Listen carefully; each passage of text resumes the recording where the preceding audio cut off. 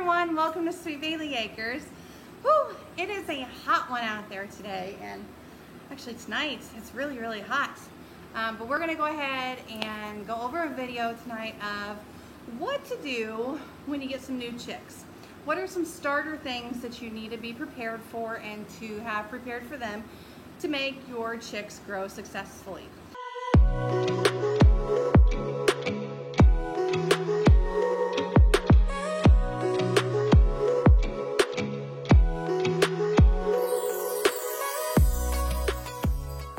We're going to go through 6 steps of how to start your baby chicks or your baby ducklings.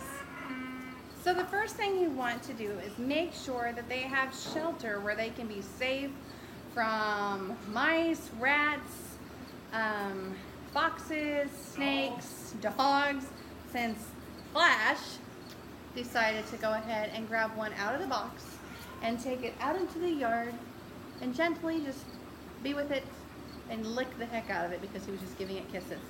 He is a good boy and he likes to take care of his babies, but he knows he's not supposed to grab little baby chicks.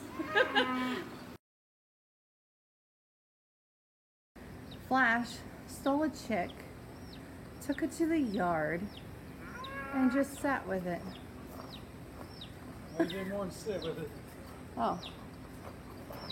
He was licking it? Oh my goodness gracious. It's cold because it's shivering. Because it's soaking wet from all his licking. Okay, so like I said, the first thing you want to do is make sure that you have protection for them. We just use a trough and we put wire over the top of it and just kind of hold that down to where we want to make sure the cats don't get in as well as other predators.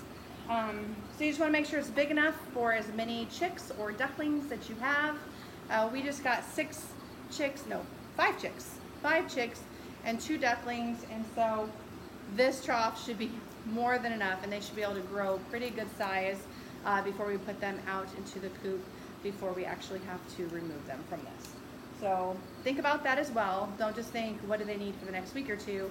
Also think, you know, where are they going to be, what size are they going to be 6 weeks from now, what size are they going to be 8 weeks from now, and are they going to be big enough that you can move out into the coop, and if not, do you have a space that allows them to grow? So something to think about. The second thing, number 2, that you're going to need for your chicks is some kind of ground absorber, poop absorber, pee absorber. Poop or pee? No, they don't really pee, they just poop. Okay.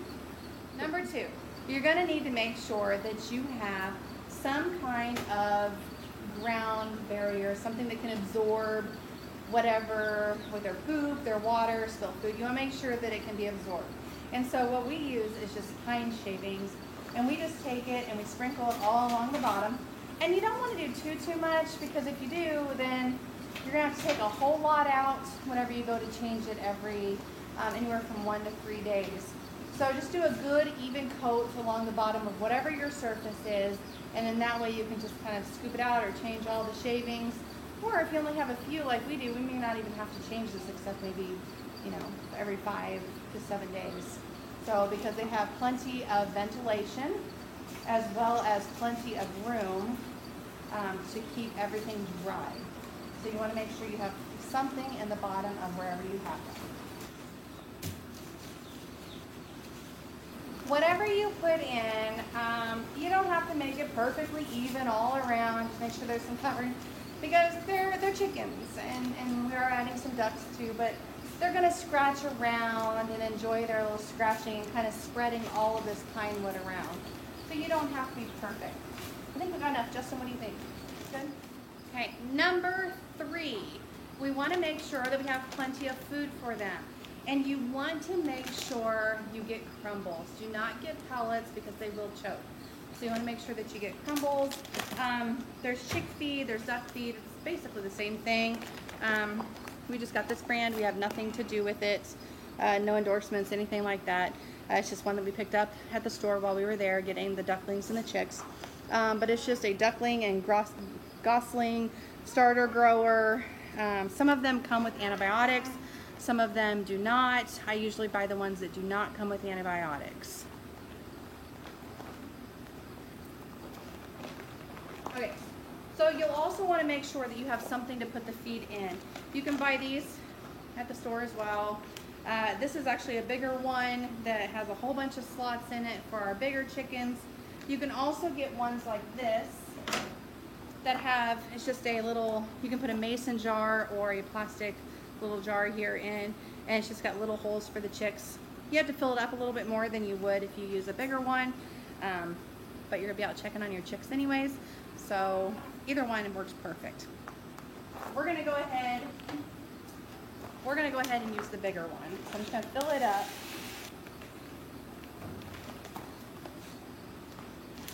Okay, with your feed, especially with ducks, you want to make sure that they have plenty of water because ducks can easily choke if they don't have enough water. That leads us to our next number, number 4, which is water.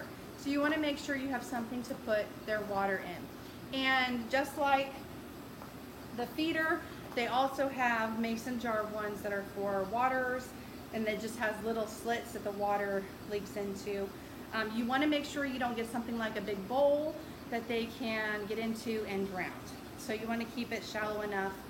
I also take the water and I put it in the opposite end as their food, and then that way their food's not getting wet because wet food stinks. And so this just keeps it separated, food and water. The other thing you can do with your water is add a little bit of apple cider vinegar into the water, so like a tablespoon for maybe every gallon that you make. And you want to use the all natural with the pulp, the mother in it is best. But you just take a little bit of that and put it in your water, and it really just helps them from getting pasty butt, because pasty butt can be very bad for them because they just keep collecting poop, which then attracts flies, which then attracts infection. So you want to make sure that you have some apple cider vinegar. So when we were at our old place, we had those little individual ones, but since we've moved, not everything's been unpacked. I have no idea where they are. So we're actually going to use the little feeders that we have, and we're just going to fill them with some water and then just come out and, a couple times a day and refill them until we get some other ones, which works just fine because they shouldn't drown in these. They should be able to just get a little bit out here and there, and it works perfect.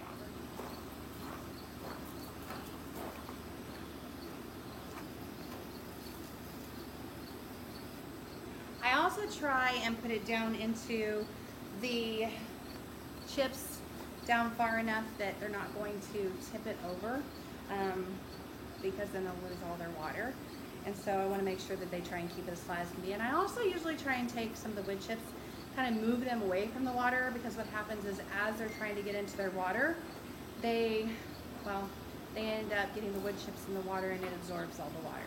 So just 2 tips that will help you with keeping your water nice and fresh for them.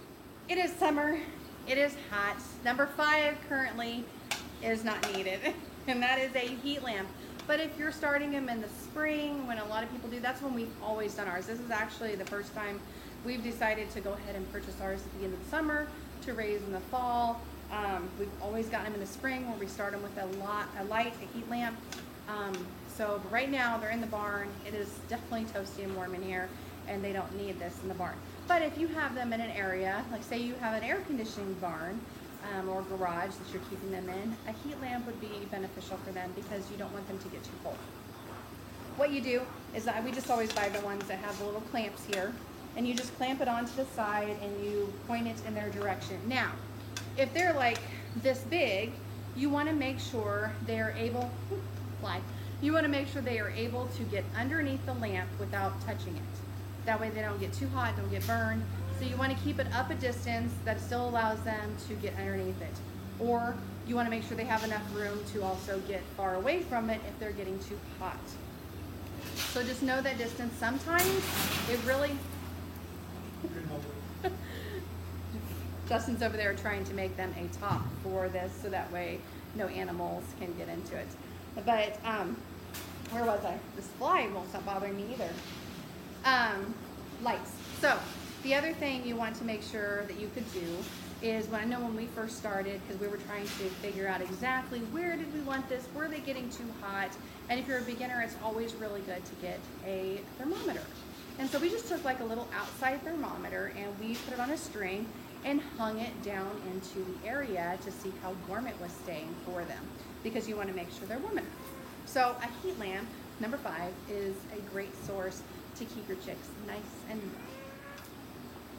So Justin today was at the feed store, or the home store, the farm store, getting us some stuff for the cows today, and he decided to surprise us with some chicks, as well as 2 ducklings, which we have never done ducklings before, so this is actually going to be a little bit of a new adventure for us.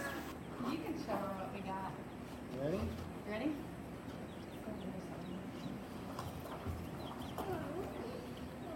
What's in there?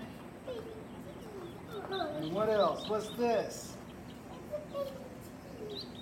What is that? It's a duck. It's okay, little buddy. It's okay. You see him It peck tried that? to eat that fly that just He flew just- by. He almost got that fly.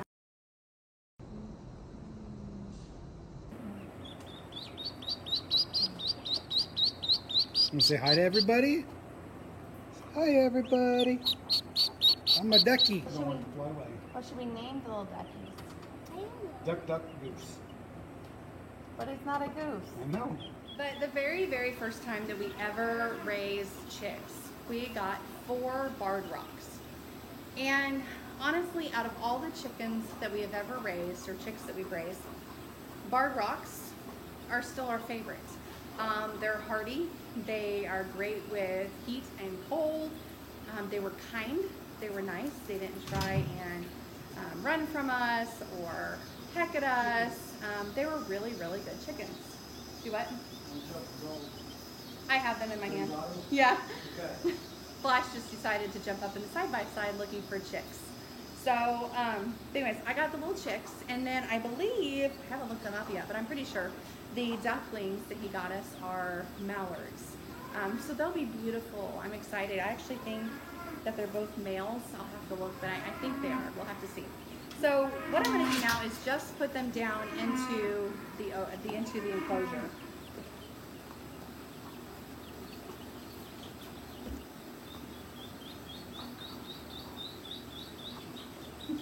Hello, guys. Okay. They're in their enclosure. They have water. They have something to make sure that they don't get wet, the pines to absorb their poop or any spilled water. They have their food. They have each other. They will have something to go over the top that Justin just made. And actually, let me kind of show you what he just made. You're gonna bring it over? Okay, he's gonna bring it over. It's super simple. Just taking some hardware cloth or wire, or you can even use chicken wire. And this is just something he found in the barn that has holes, because you want to make sure it's breathable, as well as you want to make sure you can either form it or put something on top of it to keep them from something knocking it off and getting in. A little more. Huh? A little more. A little more? You want that line? Okay. All right, so we will have them covered. We're gonna put some boards over them, make sure that they're nice and safe. And then number 6, the most important thing that you need to give them is love. Check on them, make sure that they're safe, make sure they're not getting overheated. Mess with them, pick them up, pet them, have them sit on you, get used to you, because when they're out and they're roaming in the field, or they're getting in and out of their coop and you need to get them or check on them, the more you've handled them when they're young, the better they're going to be for you as they get bigger, just like with any animal. Give them that time, attention, and love in the beginning, and that way it's easier when they get older. All right, from Sweet Bailey Acres, I hope this video was informative for you and that it will encourage you to want to try chicks and the 6 basic steps of starting your chicks. So if you have not yet subscribed, please subscribe to our channel. Please share with your friends and family, and please like our videos. From Sweet Bailey Acres, have a blessed day.